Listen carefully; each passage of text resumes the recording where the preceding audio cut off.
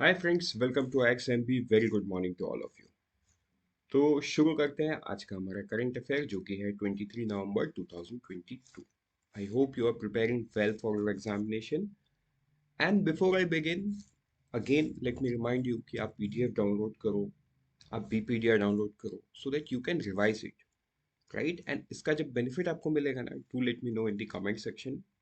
Benefit किस चीज़ का? डाउनलोड करने का नहीं, रिवीजन करने का।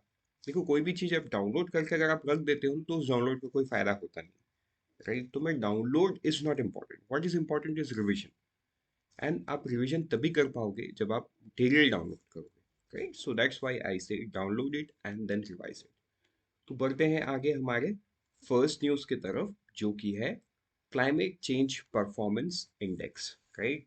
तो देखो, ये रिलीज कहाँ पे हुआ है? ये रिलीज हुआ है COP27 में, ठीक है, जो कि यूरोप में इजिप्ट में हुआ है, राइट। और ये रिलीज होता है total 59 countries and European union, इनके लिए। मतलब यूरोपियन यूनियन में जितने भी सारे देश है वो प्लस एडिशनल 59 कंट्रीज, उनके लिए होता है।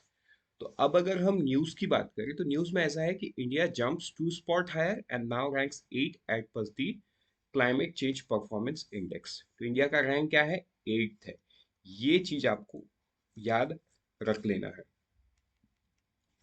अब एक सवाल, रिपोर्ट कौन रिलीज करता है? तो रिपोर्ट रिलीज करता है German watch, new climate institute and climate action network international, based in Germany. ठीक है, ये कहाँ है? बेस्ड इन जर्मनी, जो कि यूरोपियन यूनियन का एक पार्ट है। अब हम रैंकिंग की बात करते हैं, मतलब ये रैंकिंग बना कैसे।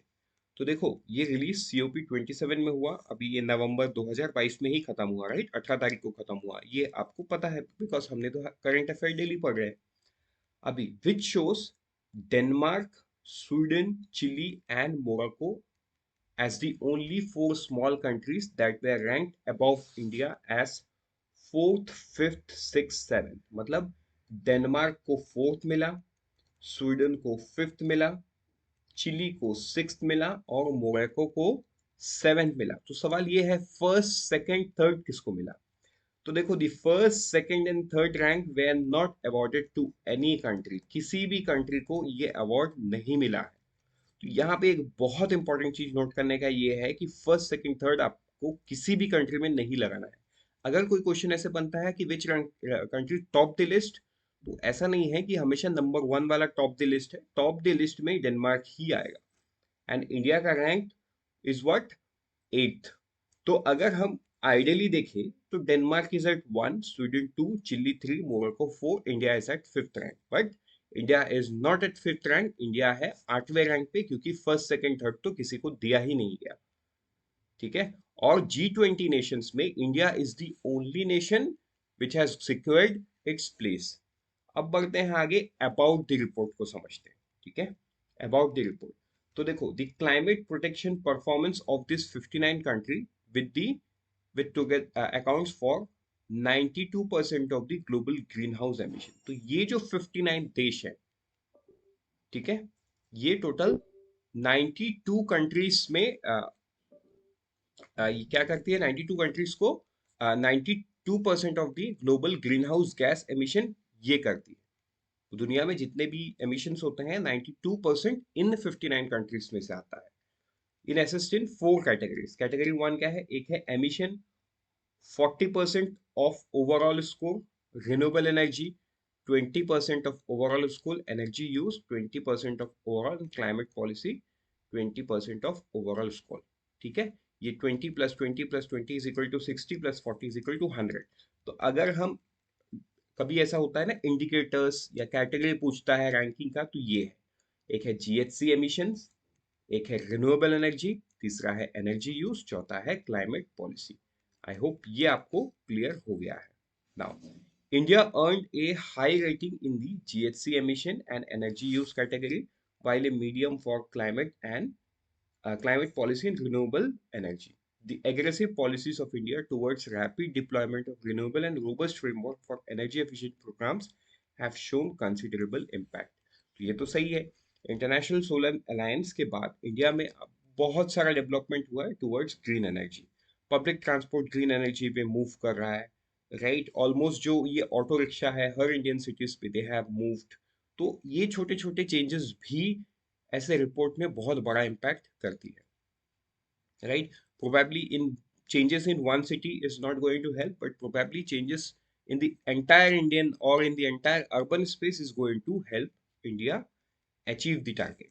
Now, as per the CCPI report, India is on track to meet its 2030 emission target compatible with well below -2 degree scenario. मतलब 2030 का क्या से ये है इंडिया का टारगेट, 50% कार्बन एमिशन रिडक्शन। तो वो टारगेट को इंडिया अचीव कर सकता है, right, as per the report. Next हम बढ़ने हैं आगे, ये है इंडिया ऑस्ट्रेलिया ECTA, ठीक है। तो India Australia economic cooperation and trade agreement, तो इसको ऑस्ट्रेलिया के पार्लियामेंट ने फ्लैग ऑफ कर दिया है। मतलब फ्लैग ऑफ मतलब ऑस्ट्रेलिया के पार्लियामेंट का रैटिफिकेशन मिल गया है, लेकिन हर कंट्री के कुछ रूल्स रहते हैं, जैसे रूल्स उनका भी है, जैसे हमारा भी पार्लियामेंट में कुछ पास होने के बाद किसके पास जाता है, प्रेसिडेंट ऑफ इंडिया के पास जाता है एक्सेंट के लिए, तो वैसा भी उनका है रॉयल एक्सेंट। तो जैसे ही रॉयल एक्सेंट मिल जाएगा और इंडिया का भी वो प्रोसेस कंप्लीट हो जाएगा, then both the countries will decide on a date, उसके बाद उसको इम्प्लीमेंटेशन पे चला जाएगा। लेकिन आज के दिन में अगर हम ट्रेड की बात करें तो इंडिया का ट्रेड डेफिसिट जो है 8.5 बिलियन विद ऑस्ट्रेलिया। तो ऐसा है कि ऑस्ट्रेलिया से ज्यादा बेनिफिट यहाँ पे इंडिया को मिलेगा। मतलब एक इक्वलाइजेशन या एक इक्विलिब्रियम मेंटेन होगा। ये तो बहुत बड़ा डेफिशिएट है, 8.5 billion US dollar is a very big amount. तो इसमें मेजरली क्या बोला गया है, मेजरली ये है Australia to eliminate custom duties on 100% of tariff line, ठीक है। दूसरा, इंडिया क्या करेगा, India will do away with import duties on 70.3 of the traded goods, ठीक है।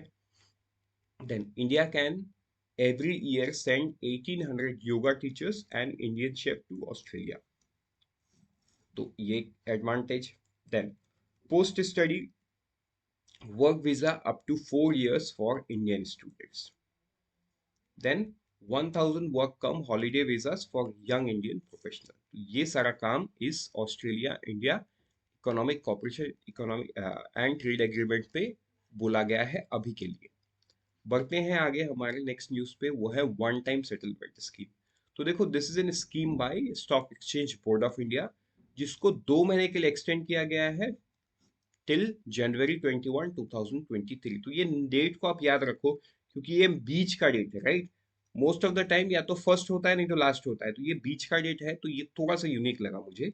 January 21, 2023। एक्सपायरी कब होना था, ये November 21 को एक्सपायर होना था।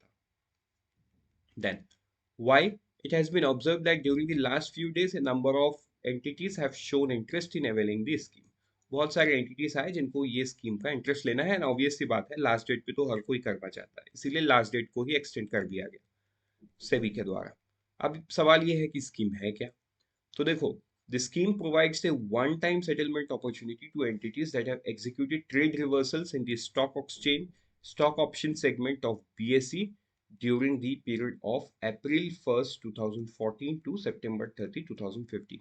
इस पीरियड में जो भी एंटिटी ने trade reversal in stock options ये एग्जीक्यूट किया है बॉम्बे स्टॉक एक्सचेंज में, उनको एक वन टाइम सेटलमेंट अपॉर्चुनिटीज किया जा रहा है। अभी देखो, इतने टेक्निकलिटीज में हम नहीं जाते हैं कि ये है क्या।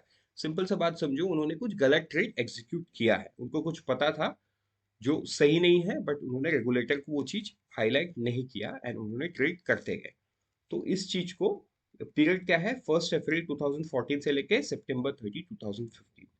तो रेगुलेटर भी उनको मौका दे रहा है एक बार फिक्स करने का, right. So that is the one time settlement opportunity. Next हम आगे बढ़ते हैं कुछ वन लाइनर पे, जो कि एक ही है, academic chair in Ayurvedic science. तो जो मिनिस्ट्री ऑफ आयुष है, ये सेटअप करने जा रहे हैं वेस्टर्न सिडनी यूनिवर्सिटी ऑस्ट्रेलिया में एक एकेडमिक चेयर, ठीक है, इन आयुर्वेदिक साइंस। क्योंकि आयुर्वेदिक साइंस में इंडिया ऑस्ट्रेलिया से आगे है, एंड ऑस्ट्रेलिया की यूनिवर्सिटी में ऐसा कुछ होने से वहां पे भी आयुर्वेदिक साइंस पिकअप कर सकता है, right? With this, we are done for the day. Let's meet tomorrow morning once again. Till then, unfold your potential with IXMB. All the best. prepare 50% faster with XMB.